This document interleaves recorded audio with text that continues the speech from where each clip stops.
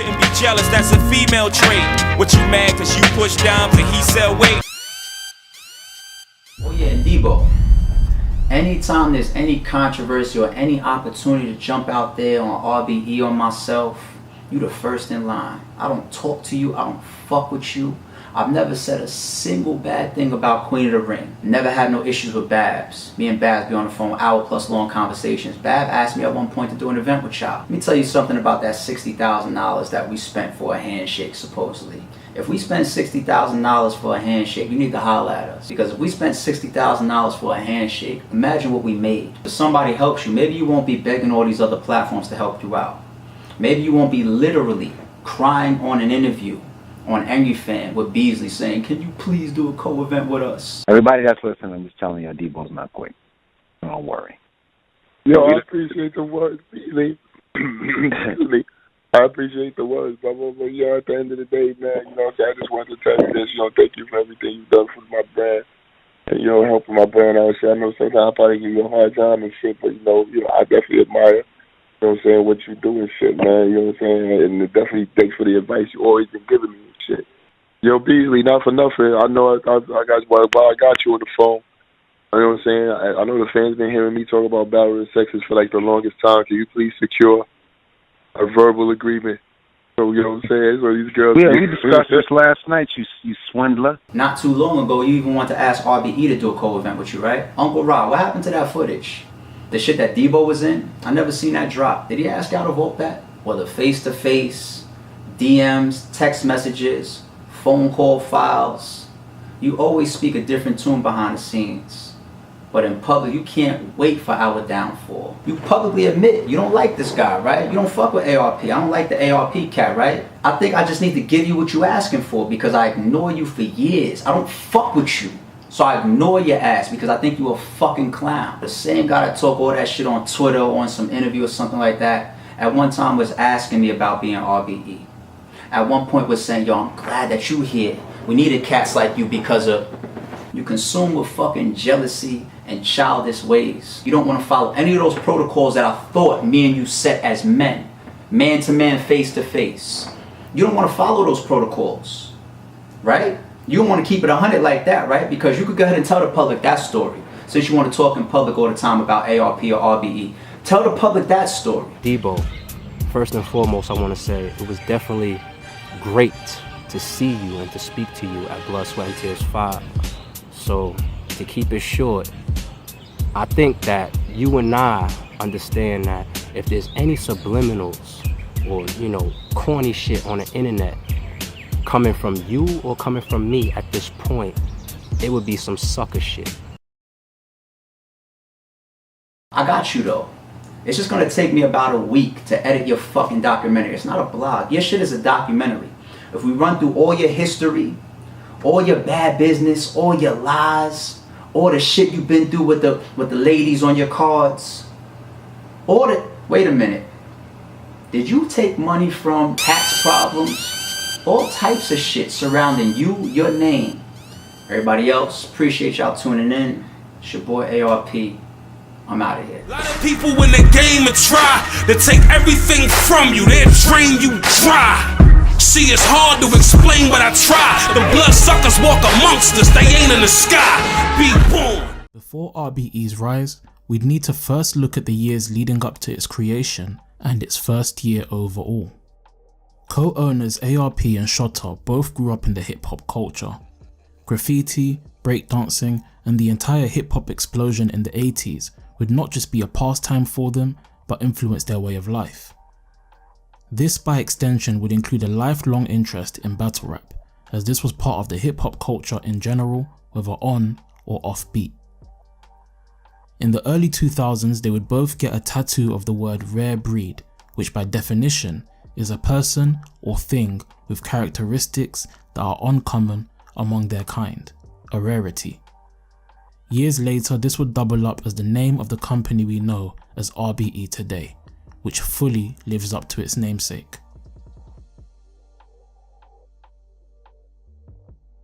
Fast forwarding to 2012, before ARP the owner of RBE existed, there was ARP the fan. he would spend thousands of dollars of his own money to visit events across the country to watch battles. You can even see him present in footage such as URL's Any Given Sunday, which went down in March 2012, King Juice's triumph over the Mize card in February 2013, and King of the Dot's Battle of the Bay 6 in October 2013. During this time period, battles would often take weeks, sometimes months, to drop. With ARP attending the majority of the bigger scale events, he would whether knowingly or unknowingly turn into a blogger via his popular Twitter updates running down the events. Shortly after, he would eventually transition to video recaps on YouTube. What up? It's your boy ARP. Let me give y'all a quick recap for the Guerrilla Warfare Awakening event. Like I promised, try to make this as fast as possible. I'm really trying to zip through this shit, plus I'm tired of shit. I'm still out here in Chicago. Let me just address something real quick for the people that hit me up. Once again, salute to everybody that hits up my Twitter. Follow me at itsARP, ITSARP if you don't already. Hit up my YouTube comments. I get right back at y'all. I get right back at y'all on Twitter too. Retweet y'all and all that. Hit me up, holla at me. But a lot of people ask me for updates during the battles for the bars. For the people that's asking me for those, let me just wrap this up real quick. I can't tweet all the bars. I don't have enough battery life on my cell phone. When I used to do that, my phone used to die at these events, straight up. So I try to give y'all some details. I try to give y'all, who won the rounds, who won the battles. I try to tweet some other little shit that's going on. But that's the best I could do. I fuck with y'all because y'all fuck with me, but I can only do but so much. So, bear with me. Truth be told, don't nobody else go to more events than me. I'm not talking shit, it's just the reality. Nobody goes to more events than me, state to state, out the country, across the country. So I try to hook y'all up.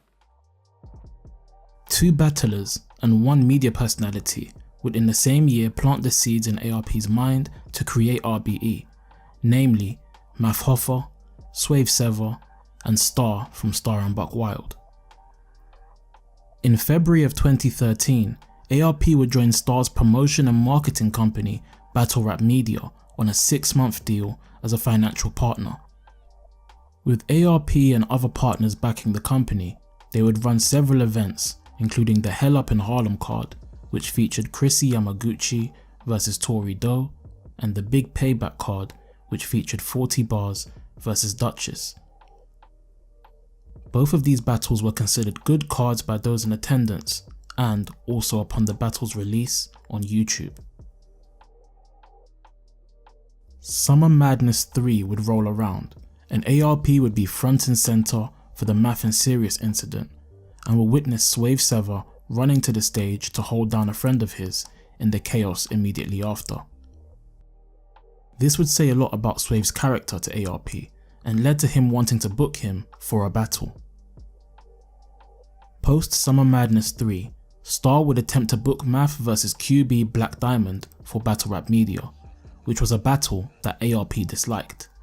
He instead wanted to see Math vs Swave, which Star did not want to book.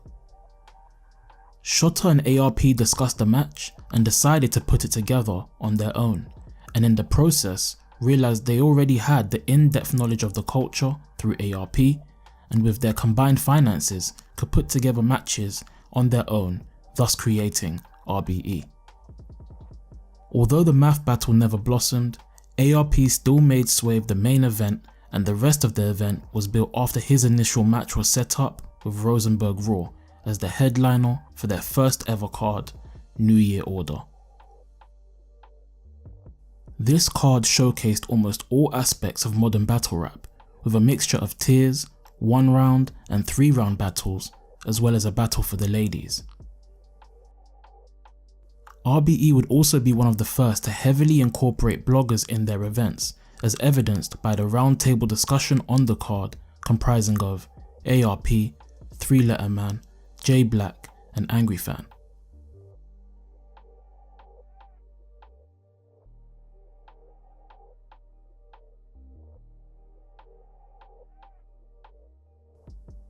This first card would receive a lot of support from the battle rap community, with names such as Debo, Nunu Nels, Uncle Ra, Star, and Beasley in attendance. It would also be the start of a long partnership with Club Drum, as their home base for their New York cards. I was brought up around cars and women. Beef, I'm in front of your house, gun on my lap in the car, just sitting. I'm talking that gat type of spray.